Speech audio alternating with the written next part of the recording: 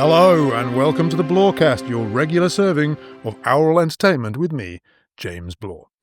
Now, some of you may have noticed that I'm just a teensy little bit obsessed with food. And today's episode is on a very closely related topic, shopping. Now, when I say shopping, I obviously mean shopping for food and the like, not clothes or electronics or other things best purchased through the internet. In other words, doing the shopping, which is something I quite enjoy, rather than going shopping, which I generally don't. As is often the way, my story starts in Humenné in 1998.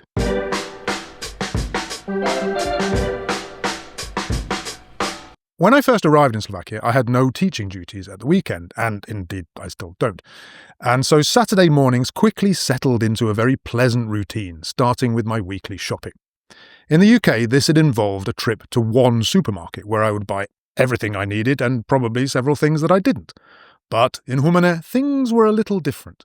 First, I would go to the red Potraviny on the main street. I think it was actually called Potraviny Narcis, or Daffodil Grocery. There I would be greeted in an impressively deep voice by the shopkeeper, who looked like he'd just stepped out of the 1950s.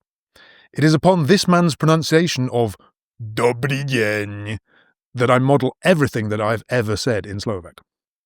Next came Coop Jednota, where I would buy 20 deka moravského mesa, or 20 decagrams, 200 grams, of a kind of smoked ham, tenké nakrájané, or thinly sliced. I would also buy some popradská kava, or Poprad coffee. This is still available to this day. It's a little brown paper packet full of lovely coffee beans. Its slogan is Toto je moja kava. This is my coffee. I would take this to a grinding machine beyond the checkout, tear the top off, pour the beans in the top of the machine and put the empty packet over the spout at the bottom.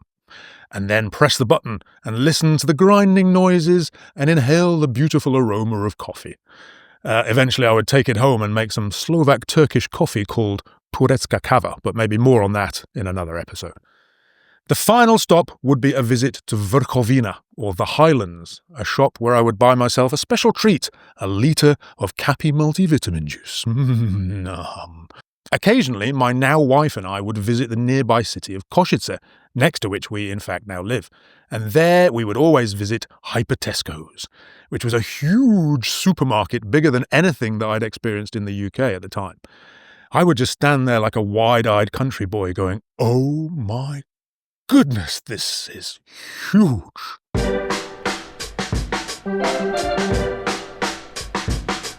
Fast forward 25 years and things are very much more mundane, I'm afraid.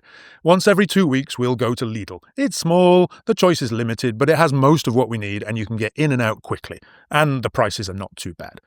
Maybe once a week I'll pop to a fancy shop called Humenné, where we get stuff like coriander, bean sprouts and other middle-class necessities like nice bread rolls and good quality pasta. Occasionally we'll have to go back to Lidl or to a local shop to top up on milk or bog roll. We did try going to Kaufland for the big shop a couple of times, and it does have really nice fruit and veg, but we had to stop going there after I had a bit of an altercation with another customer on proper queuing etiquette. I also find the shop just too big, and to be honest, I don't really want to choose from 14 different varieties of soap. Another reason to stick with Lidl is something I experienced just today. At 1 p.m. there was an announcement on the PA system in Slovak, which said, "Dear customers, the store will now go quiet for an hour to provide a safe shopping environment for people with autism." I looked it up when I got home and I discovered that this is a regular thing introduced about a month ago. From about 1 till 2 p.m. every day, the shop lowers the volume of music, announcements and checkout sounds to create a calmer environment for people with autism or increased sensitivity to noise. Now, this might very well be mostly marketing, but I think it's bloody marvellous, quite honestly. Autism and neurodivergence in general don't get a great deal of respect in Slovakia, and I think this is just about the nicest thing I've ever heard of a shop doing voluntarily. It's just lovely. To be fair, it didn't actually work out today because just after the announcement, the PA went back to blasting horrible folk music. When I asked a staff member, she said, "We're working on it." But teething problems aside, good on you, Lidl.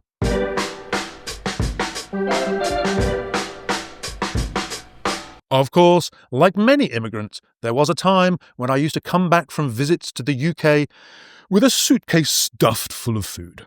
Our haul, if you will. But over the years, the list of things that I need to bring back from the UK has very much diminished, and that's, I think, for a couple of reasons. First, lots more things are now available in Slovakia. It's quite easy to get cheddar cheese, for example. You can get even sausages and bacon if you try really hard. And a lot of things like curry paste or coconut cream are now readily available. The second main reason is that I think my tastes have changed quite considerably. I'm less of a fan than I used to be of ultra-processed food, so things like Mr. Kipling's cakes and Cadbury's cream eggs, which are basically pure sugar, have dropped off the list. Still, though, there is still a fairly substantial list of things, which includes mainly tea. Tea, top of the list, that is extremely important. Also some sweets and quite a lot of biscuits, because English biscuits I am a massive fan of.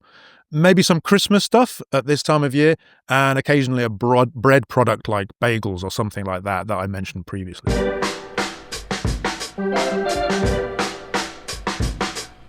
Each of these topics, I think, deserves an episode of its own, quite honestly. I could wax lyrical for many hours about just about any of them. But I think they also ideally require some visual aids. I can show you some of the foods that we brought back from the UK recently, and also some of the stuff that I bought from a local shop as representative samples of Slovak food. But I'd like to keep the podcast accessible in both video and audio-only formats, because I know that people consume it in different ways. So, to achieve that, I'm going to launch a little side project called More Blore. Think of it as my podcast-adjacent YouTube playground.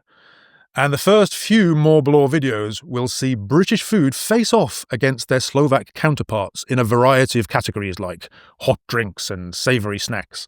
And I shall call those particular episodes Food Fight! Watch this space.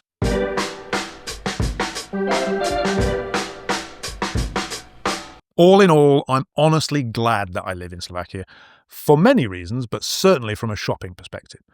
A lot of the stuff that I miss from the UK, as I mentioned already, is ultra-processed, unhealthy nonsense. Crisps, sweets, biscuits, often nostalgically connected to my childhood. And I miss it partly because I can't have it, at least not on a regular basis. Absence makes the heart grow fonder, as they say. You feel more love for the people and things you like when you are separated from them. If I lived in the UK, there would be two problems, I think. Firstly, I am weak of will, and if I had easy access to these things, I would eat a lot more of them, and that would honestly not end well for my waistline, my intestines, or my heart. Secondly, the converse of the phrase, absence makes the heart grow fonder, is familiarity breeds contempt. If you know something or someone very well, you can easily stop appreciating them. If I had everyday access to some of the things that I love bringing back from the UK, I'm pretty sure that perversely I would stop wanting them because I could have them, if you know what I mean.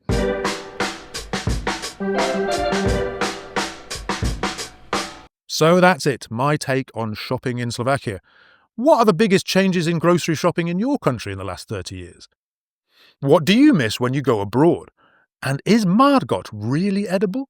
Please do get in touch. I'll put all the links in the description, website, email, YouTube, Facebook. Pick your favourite and get in touch. As ever, thank you so much for joining me. Please like, subscribe, share and do all of those internety things. I'm James Blore and this has been the Blorecast. See you again soon. Bye-bye.